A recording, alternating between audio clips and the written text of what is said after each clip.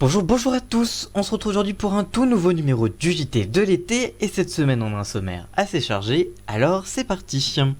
On commencera cette émission par la première partie, la partie info, et cette semaine on parlera de Demain nous appartient, un deuxième prime en préparation pour TF1, on vous donnera les premières infos. On continuera avec la CAN, la finale de Sénégal-Algérie sera diffusée sur TMC ce soir, on vous dit tout dans quelques instants. Et on terminera avec les ch'tis, l'émission bientôt de retour, Jérôme Foucret répond. Voilà donc pour cette première partie, on continuera avec la deuxième partie consacrée à un programme de la semaine. Et cette semaine, ce sera la série Fargo qui sera bientôt diffusée sur France 2. On vous donnera tous les détails de cette diffusion. Et on terminera comme chaque semaine par le jeu de la semaine. Et cette semaine, vous allez devoir découvrir le programme qui se cache derrière la photo floutée. Restez bien avec nous jusqu'à la fin de cette émission pour découvrir quel programme se cachait derrière la photo de la semaine dernière. Voilà donc pour le sommaire, on se retrouve tout de suite juste après le générique pour parler de tout ça. Alors c'est parti, générique. Le JT de l'été. Et on commence cette émission avec les infos de la semaine. C'est parti, jingle.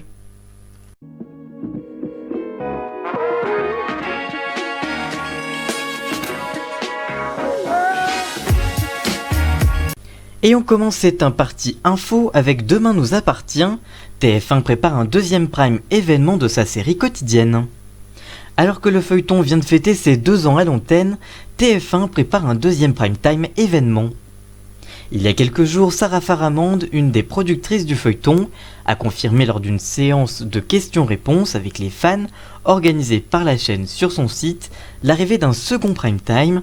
Elle indique, je cite, « L'idée c'était que ce soit un vrai cadeau pour nos fans, et oui, on travaille sur un deuxième prime, ça prend du temps parce qu'on veut qu'il soit bien surprenant, très différent du premier, donc on va vous demander d'être un peu patient, mais ça va arriver prochainement sur vos écrans. » En effet, il y a quelques semaines, la série quotidienne avait eu droit à un premier prime time, avec une moyenne à 4,1 millions de téléspectateurs et 19,4% de part de marché.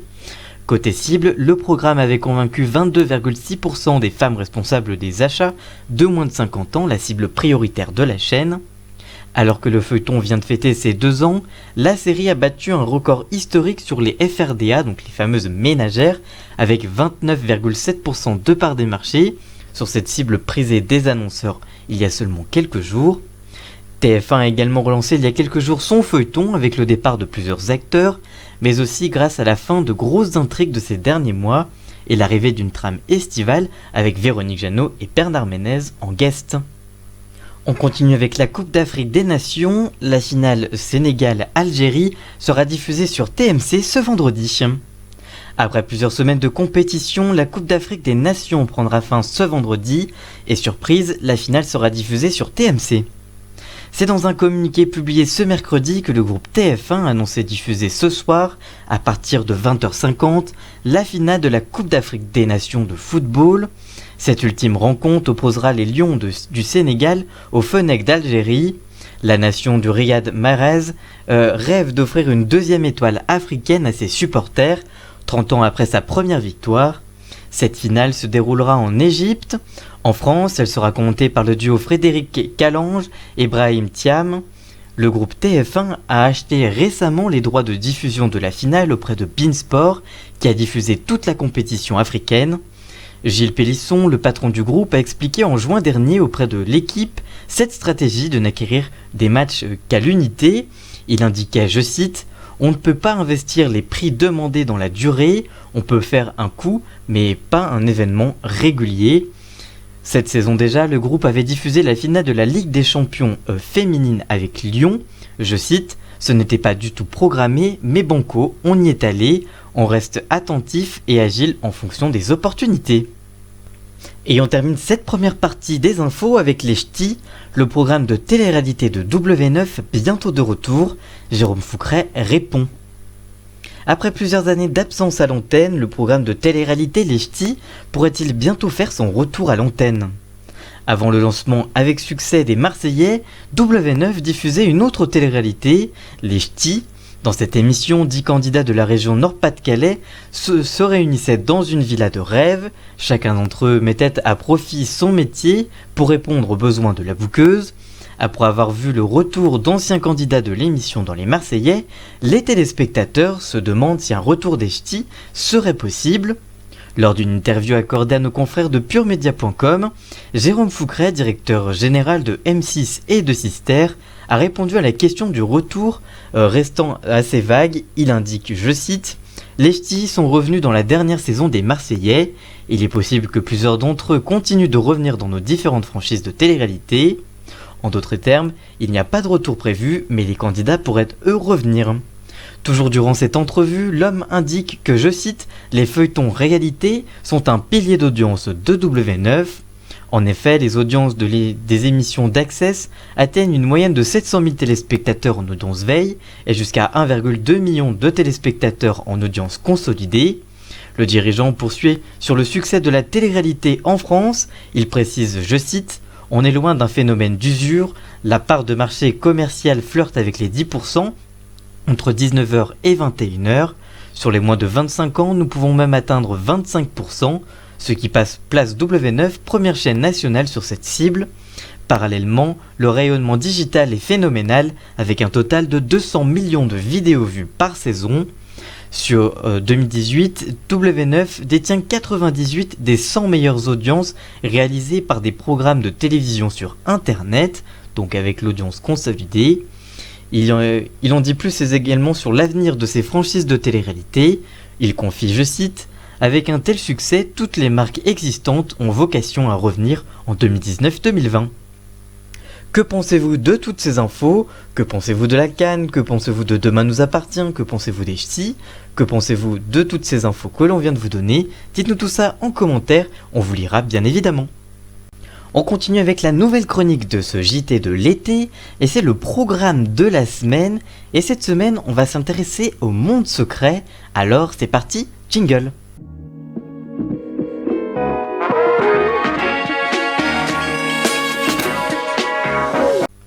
On continue avec une deuxième partie consacrée au programme de la semaine, et cette semaine on va vous présenter la série Fargo. France 2 diffusera bientôt cette nouvelle série policière à partir de 1h05 du matin. Oui, il va falloir veiller tard. France 2 diffusera en fin de semaine, dans la nuit du dimanche au lundi, une toute nouvelle série policière dans la nuit à partir de 1h05 du matin pour son lancement. Le moins que l'on puisse dire, c'est que France 2 ne croit pas beaucoup en sa fiction américaine Fargo, créée par Noah Hawley et produite par les frères Joel et Ethan Coen. Cette adaptation série du célèbre film du même nom, par les mêmes réalisateurs, sorti en 1996, n'aura pas droit à une forte exposition en France, malgré qu'elle soit déjà disponible sur Netflix depuis 2014. Pour son lancement en pleine nuit, l'A2 proposera 2 épisodes inédits de Fargo. Cette série raconte la rencontre en 2006 entre Lester et Negard, interprété par Martin Freeman, un agent d'assurance, et le mystérieux Lorne Malraux, joué par Billy Boyd Thornton, un étranger qui débarque dans la ville de Benimji, qui se révèle être un tueur à gages. Ce dernier tue Sam Ness, un homme qui harcelait Lester Negard au lycée. L'employé d'une compagnie d'assurance va alors radicalement changer de vie et extérioriser sa véritable personnalité, celle d'un manipulateur. Le deuxième épisode se déroule en 1979 et raconte l'histoire d'une coiffeuse et d'un boucher qui décident de couvrir leurs traces après la mort accidentelle de l'un des fils d'une famille criminelle locale. Alors que France 2 ne diffuse que maintenant Fargo, pourtant diffusée à la télévision américaine depuis 2014, elle a été renouvelée pour une saison 4 par la chaîne FX, toujours avec Chris Rock dans le rôle principal. C'est dans la nuit donc du dimanche 21 au lundi 22 juillet que France 2 lancera sa série américaine policière Fargo à partir de 1h05 du matin pour les 2 premiers épisodes inédits. Les épisodes seront bien sûr à retrouver en replay, mais ils sont déjà également disponibles tous sur Netflix. Cette diffusion tardive, eh bien justement, France 2 l'explique par le fait que la série soit déjà diffusée depuis 2014 et qu'elle soit aussi disponible sur Netflix.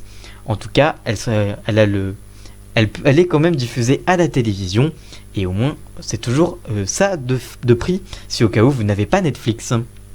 Que pensez-vous de cette série? Allez-vous regarder la série? L'avez-vous peut-être déjà regardée? Qu'est-ce que vous en pensez? Et que pensez-vous de cet horaire de diffusion? Dites-nous tout ça en commentaire, on vous lira bien évidemment.